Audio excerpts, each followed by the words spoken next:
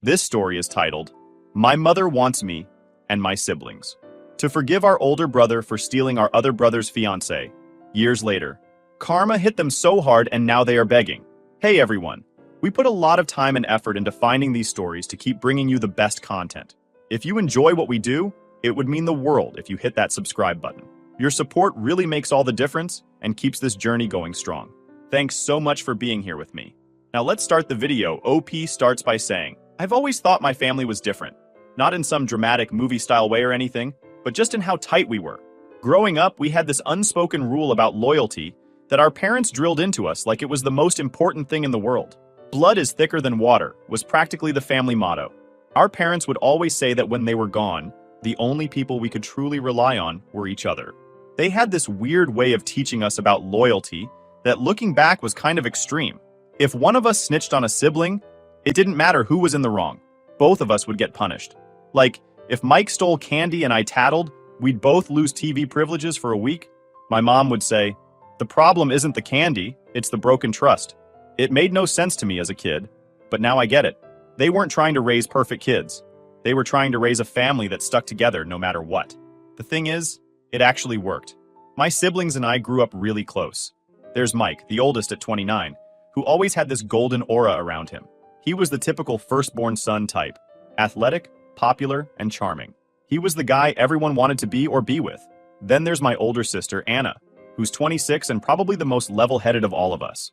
She's the one you go to when you need advice or someone to help you figure out your life. Luke, 25, is my closest sibling. He's the quiet one, but not in a shy way. He's just thoughtful. And then there's me, the baby of the family at 22, who probably knows way too much about everyone's drama because I'm the one they all vent to. Out of all of us, Luke always felt like he had the most to prove. He wasn't as naturally talented as Mike or as academically gifted as Anna. Everything he achieved, he worked for. While Mike breezed through life, Luke was grinding to get noticed. I think that's why we bonded so much. I saw how hard he tried, and I respected the hell out of him for it. Mike, though, Mike was just that guy. You know the type, the star quarterback who dated the head cheerleader and somehow still aced his math tests. Even as a kid, he had this air about him, like he was destined for bigger things.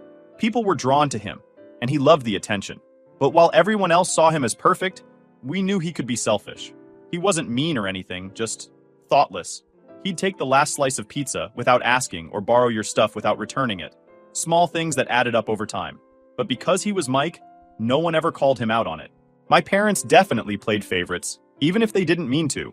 Mike could do no wrong in their eyes. If he got in trouble at school, it was the teacher's fault for not understanding him. If he slacked off at home, they'd say he was just tired from football practice. Luke, on the other hand, had to fight for every scrap of attention. If he brought home a B on his report card, my dad would ask why it wasn't an A. If he made the basketball team, Mike would joke that he was only on the bench.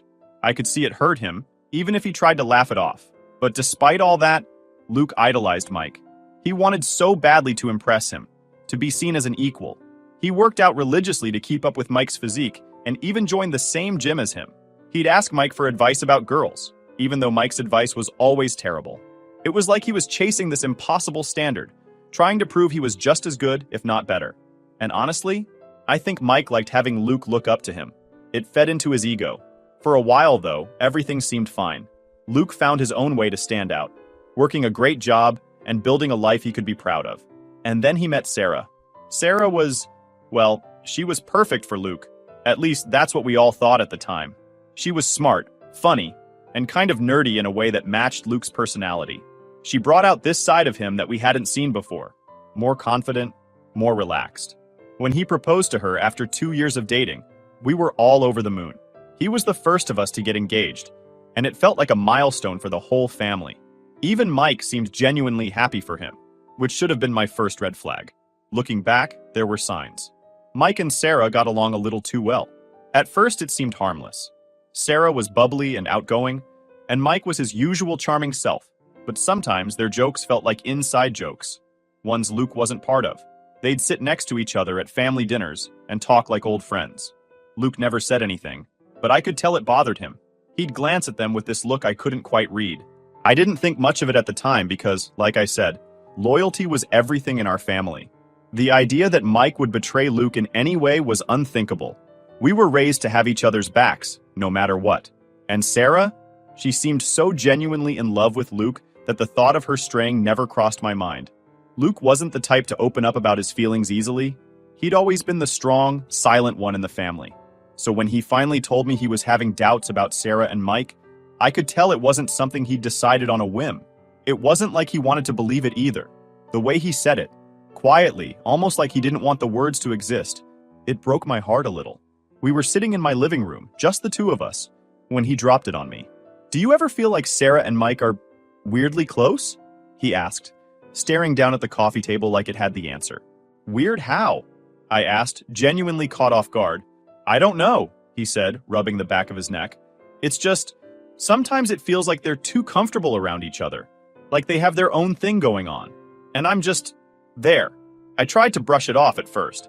"They're probably just friendly. Sarah's outgoing like that. And you know how Mike is. He's like that with everyone." Luke nodded but didn't look convinced. "Maybe," he muttered. But then he added almost to himself, "It just doesn't feel right."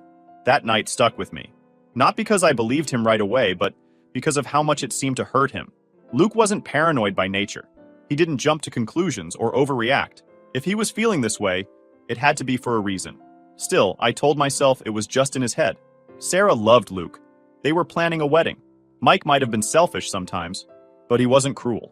It was easier to believe that Luke was imagining things than to confront the possibility that he wasn't. But then I started noticing things. Little things. The way Sarah would glance at Mike when she thought no one was looking. The way Mike seemed to go out of his way to make her laugh. Once, during a family barbecue, Sarah and Mike were sitting together on the patio, deep in conversation. Luke was inside grabbing drinks, and when he came back out, the way Sarah pulled away from Mike was weird, like she'd been caught doing something she shouldn't. I wanted to believe it was nothing. I wanted to chalk it up to my own paranoia, like Luke's suspicions were contagious, and now I was seeing things that weren't there. But the more I watched, the harder it was to ignore. One night, about a month after Luke first confided in me, I decided to test the waters. We were all at Mom's house for dinner. Me, Luke, Mike, Sarah, and Anna. The atmosphere was light and happy, the way it always was when we were together. At one point, I made a joke about how Luke and Sarah were like an old married couple already, always bickering but clearly in love. Everyone laughed, but I noticed Sarah's laugh was a little forced. And Mike? He didn't laugh at all. Instead, he gave this awkward half smile and looked down at his plate. It was such a small thing, but it sent a chill down my spine. If there was nothing going on, why did they both look so uncomfortable? I started paying closer attention after that. Not in a creepy, stalking way, but just observing. Sarah always seemed more animated around Mike. Her eyes would light up when he walked into the room, and she'd lean in just a little too close when they talked. Mike, for his part, seemed to thrive on her attention. He'd tease her in ways that felt less like a brother-in-law and more like something else. One night, I caught Mike looking at Sarah in a way that made my stomach turn. It wasn't a friendly look or even a casual one. It was longing. I remember thinking, no, I'm just imagining things. But deep down, I wasn't so sure. I tried to bring it up with Luke again, but he shut me down. "I don't want to talk about it," he said sharply. "I'm probably just being stupid." "You're not stupid," I said. "If something feels off, you should trust your gut." Luke just shook his head. "Even if I'm right, what can I do? Call them out? What if it's nothing and I just look like an idiot? What if it's something and I lose everything?" I didn't have an answer for that. What could he do? Confronting them would blow up his entire life. Ignoring it would eat him alive. He was stuck in this limbo, doubting himself and the people he loved most. I didn't know how to help him. All I could do was be there for him and hope it was all a big misunderstanding. But the more I watched, the less I believed that. The final straw for me came during another family gathering, about 2 weeks before everything fell apart.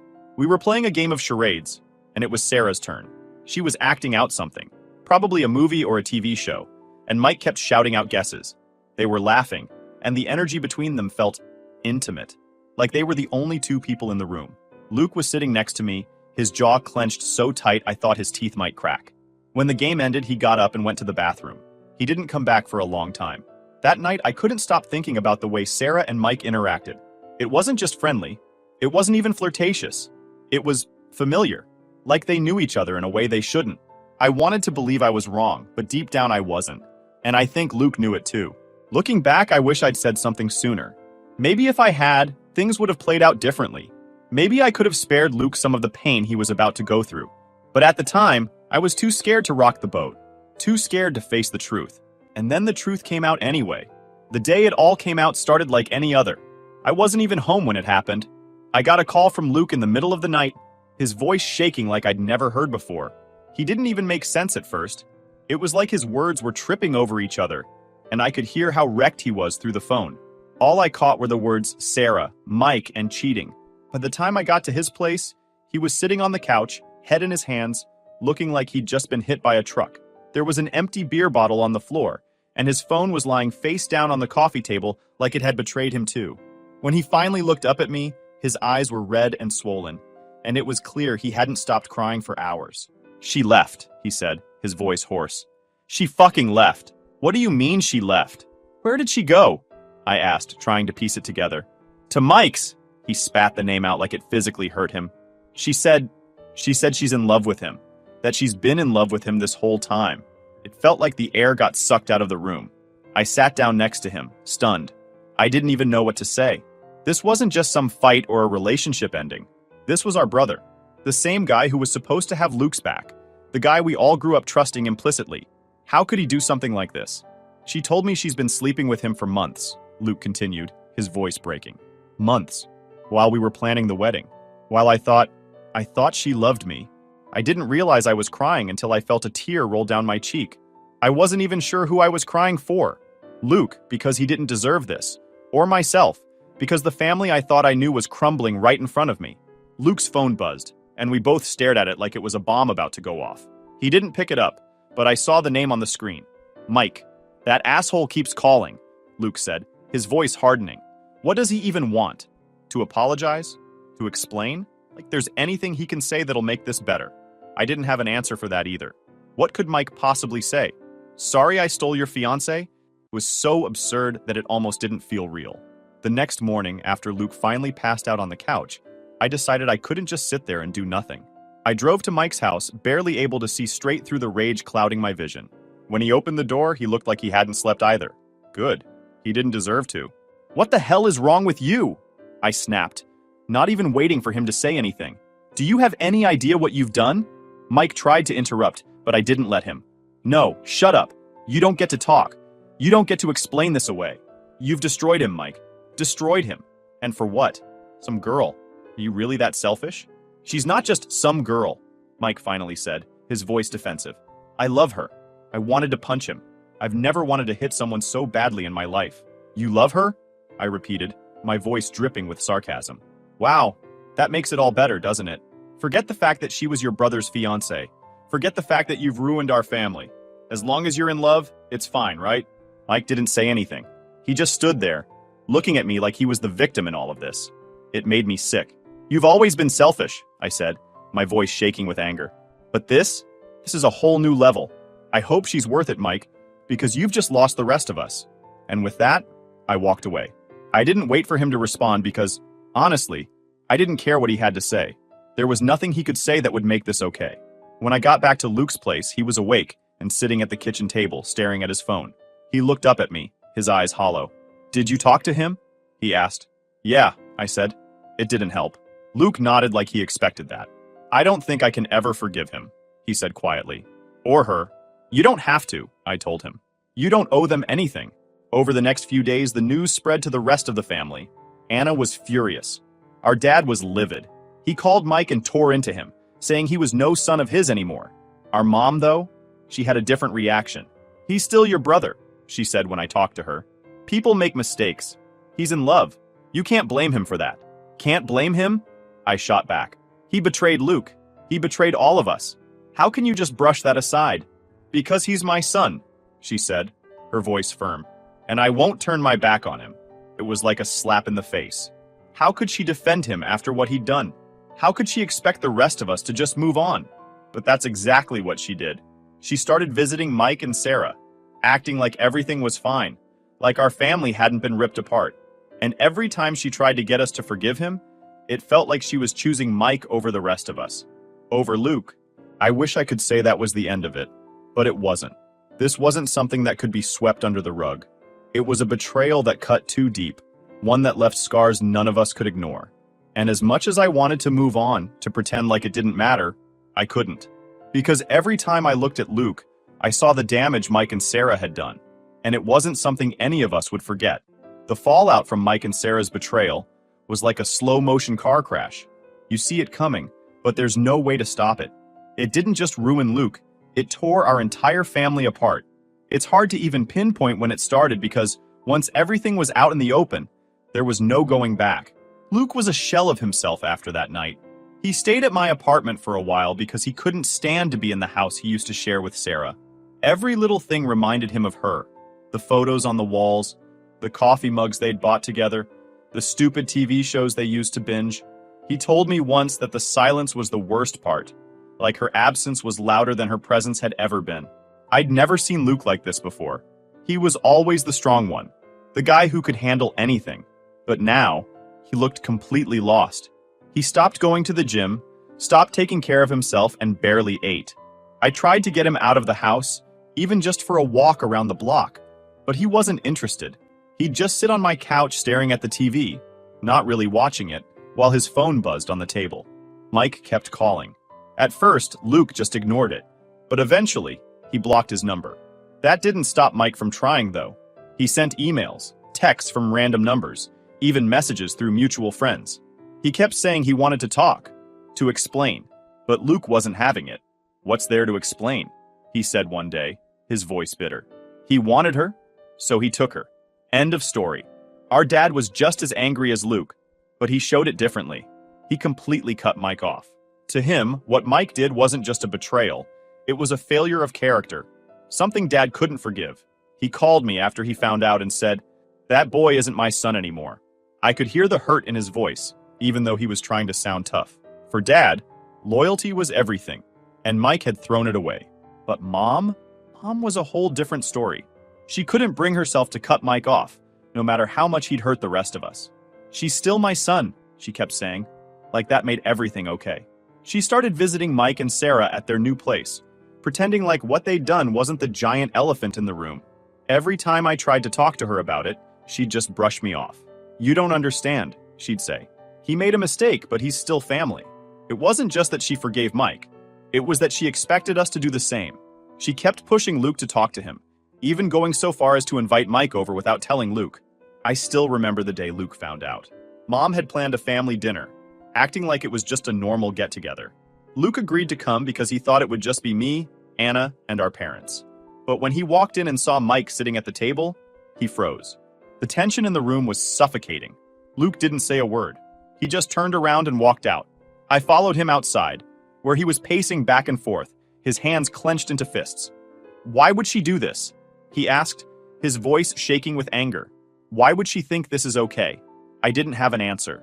All I could do was tell him what I knew he needed to hear, that he wasn't crazy, that he wasn't overreacting, and that he had every right to cut Mike out of his life if that's what he needed to heal.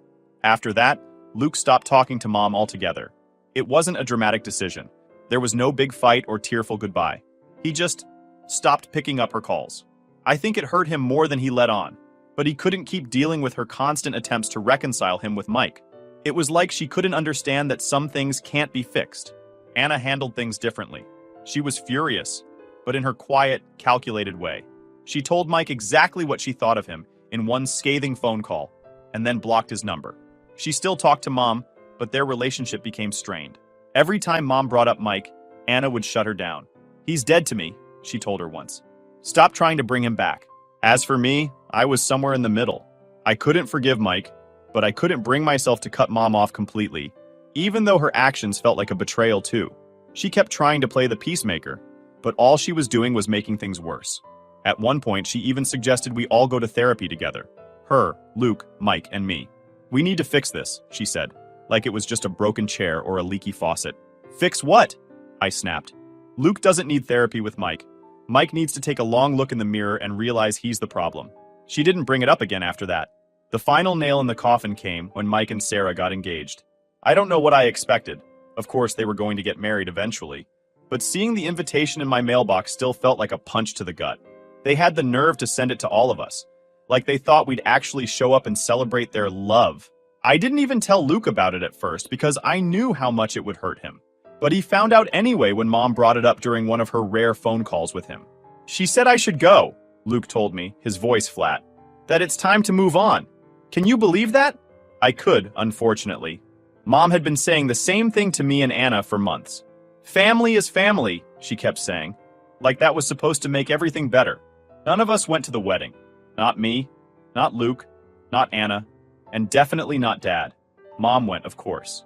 She even posted photos on Facebook, smiling like everything was fine. When I saw them, I felt like I didn't even know her anymore. In the end, the fallout wasn't just about Mike and Sarah. It was about the cracks they exposed in our family.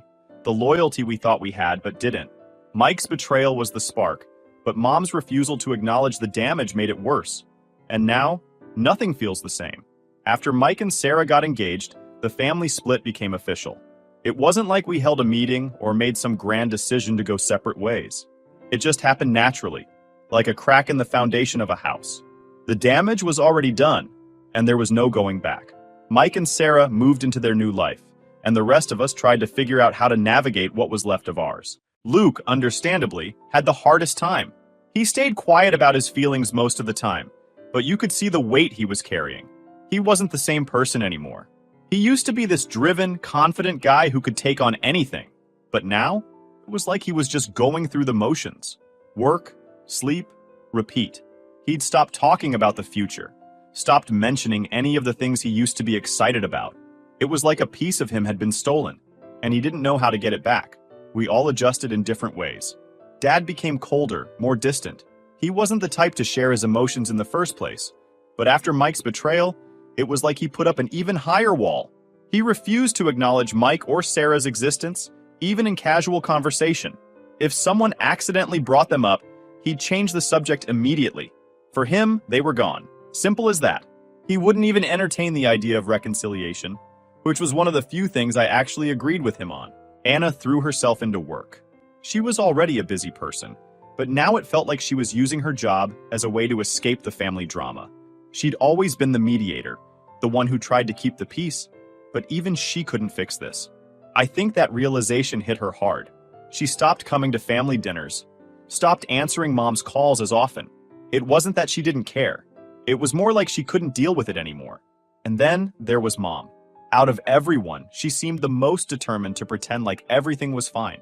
She kept reaching out to Mike and Sarah, acting like they hadn't done something unforgivable. I'd hear about her visiting their place or going out to lunch with them, and every time it felt like a slap in the face. It wasn't just that she forgave them. That was bad enough. It was that she expected the rest of us to do the same. She kept saying things like, "You can't stay mad forever," and "We're still a family." Like repeating it enough times would make it true. One time, she even suggested having a family reunion. "We need to start fresh," she said, like it was that simple. I laughed when she brought it up. Not because it was funny, but because I couldn't believe she actually thought that was a good idea. "Mom, no one wants to start fresh with Mike," I told her bluntly. "Especially not Luke." "Well, he needs to," she said, her tone sharper than I expected. "Holding on to all this anger isn't healthy. Maybe he's not ready to forgive the brother who stole his fiancée?" I shot back. "Did you ever think of that?" She didn't have an answer, but I could tell she was frustrated. I think part of her was angry at us for not letting go. But the bigger part of her was angry at herself, for not being able to fix it. She wanted everything to go back to the way it was before. But that wasn't possible. The divide wasn't just emotional, it was physical too. Luke eventually sold the house he'd shared with Sarah and moved to a new apartment on the other side of town. I helped him pack up his stuff, and it was one of the most depressing days of my life. Every box we taped shut felt like another piece of his old life being erased. He didn't say much while we were packing, but at one point, he held up a photo of him and Sarah from when they first got engaged. He stared at it for a long time before finally throwing it in the trash. "Good riddance," he muttered, but I could hear the pain in his voice. Anna moved too, taking a job in another city about an hour away. She said it was for her career, and maybe that was part of it, but I think she also just needed to get away from all of this. She still visited sometimes, but not as often as she used to. I missed her, but I couldn't blame her for leaving. If I had the chance to escape, I probably would have done the same. As for me, I felt stuck. I couldn't leave because I felt like someone needed to stay behind and hold the pieces together, even if it was a lost cause. I kept in touch with Luke, saw Dad regularly, and talked to Anna whenever she had time. But Mom, our relationship became strained. Every conversation with her felt like a tug of war. She'd try to convince me to reach out to Mike, and I'd try to convince her to stop pretending like nothing was wrong. Neither of us ever won. The worst part was that Mike and Sarah didn't seem to care about the damage they'd caused. They were living their lives, posting happy photos on social media, acting like they hadn't torn the family apart. It was infuriating. I wanted to call them out, to tell them how selfish they were being, but I knew it wouldn't make a difference. People like them don't see themselves as the villains. In their minds, they were just two people in love, and the rest of us were the problem for not accepting it. The divide grew wider with every passing month. Birthdays, holidays, family milestones, they all became sources of tension. If Mom invited Mike and Sarah, the rest of us refused to go. If she didn't invite them, she'd spend the entire time sulking about how incomplete the family felt. It got to the point where we just stopped having family gatherings altogether. It was too complicated, too messy. Looking back, I don't think any of us really knew how to deal with what happened. We were all grieving in our own ways, not just for the relationships we'd lost, but for the family we thought we had. It's hard to explain, but when someone you trust betrays you like that, it changes everything. It makes you question the foundation of everything you believed in. And for our family, that foundation was loyalty. It was the one thing we always thought we could count on, the thing our parents had drilled into us from the beginning. But Mike shattered that. He didn't just betray Luke, he betrayed all of us. And no matter how much Mom wanted to pretend otherwise, there was no fixing it. It's funny how life works sometimes. You think the story is over, the damage done, and then it throws another twist at you. One you didn't see coming but maybe should have. That's exactly what happened with Mike and Sarah. After everything they put Luke through, after all the bridges they burned, karma decided to show up. And when it did, it hit Mike like a freight train. Mike and Sarah got married about 6 months ago. None of us went, of course. Not me, not Luke, not Anna, not Dad. Mom was the only one from our side of the family there, playing proud mother and pretending like everything was fine. She even sent us photos of the ceremony, like we were supposed to be happy for them. I didn't open them. None of us did. As far as we were concerned, Mike and Sarah were out of our lives for good. For a while, it seemed like they were living their perfect little life. They bought a house together, started planning a future, and plastered their social media with pictures of how happy they were. I'd be lying if I said it didn't bother me. After everything they'd done, seeing them so carefree felt like a slap in the face. But I told myself it wasn't worth my energy. They could have their fake happiness. I just wanted them to stay far away from us. Then, a few weeks ago, it all came crashing down. I didn't find out from Mike directly. Of course not. He hasn't spoken to any of us in over a year. It was Mom who called me, her voice frantic and shaky. "Mike needs us," she said, like that was supposed to mean something. "What are you talking about?" I asked, already annoyed. "It's Sarah," she said. "He caught her cheating." For a second, I didn't say anything. I was stunned, but not for the reason Mom probably thought. It wasn't shock. It was something closer to dark amusement. I couldn't help but think, well, isn't that ironic? "Let me guess," I said finally. "With his best friend?" Mom gasped. "How did you know?" I laughed. I actually laughed, even though it probably wasn't the right reaction.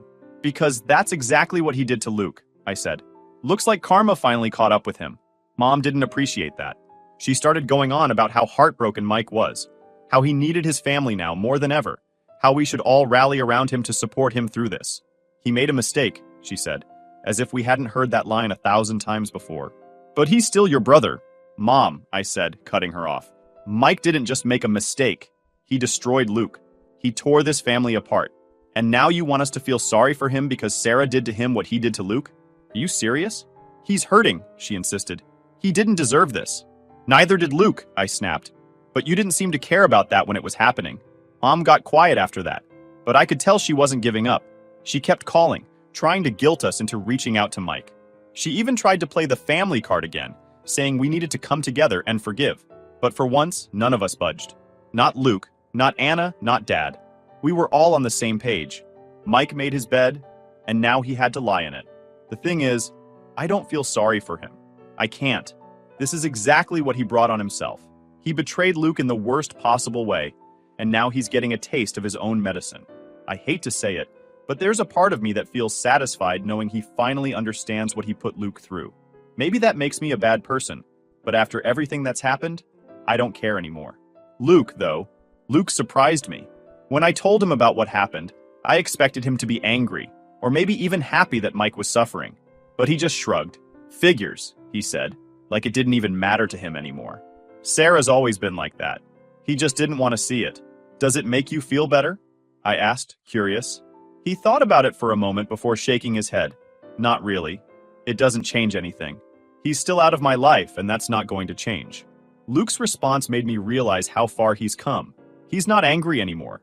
Not at Sarah, not at Mike. He's moved on in a way I'm not sure I have. For him, this isn't about revenge or karma. It's just another chapter in a story he's already closed the book on. Anna, on the other hand, had a lot more to say. Serves him right, she said when I told her. I hope it hurts as much as it hurt Luke. Mom wants us to support him, I added, rolling my eyes. Anna actually laughed.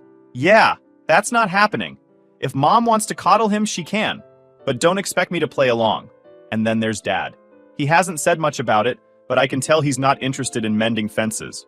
When I brought it up, he just shook his head and said, that boy made his choices. Now he's got to live with them. For once, we're all in agreement. Mike doesn't deserve our sympathy. He doesn't deserve our support. He made his bed when he betrayed Luke, and now he's lying in it.